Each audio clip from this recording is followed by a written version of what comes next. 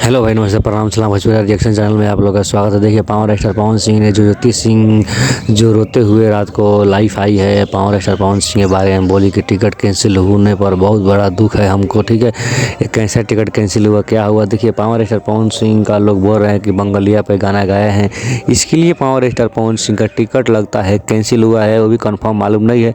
पवन सिंह का टिकट होना ही अच्छा ही था, क्योंकि पावर स्टार पवन सिंह उधर जाके अपना पहले अपना घर का, जनता का, घर गांव का, अपना ज़िला का जनता का सेवा करने वाले थे, करना चाहते हैं।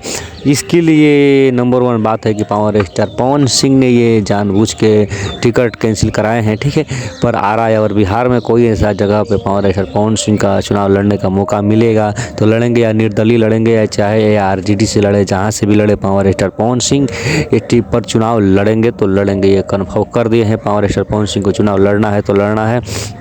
आप लोग का क्या राय है अपना कमेंट बॉक्स में दीजिए। अपना छोटका भाई के चैनल को सब्सक्राइब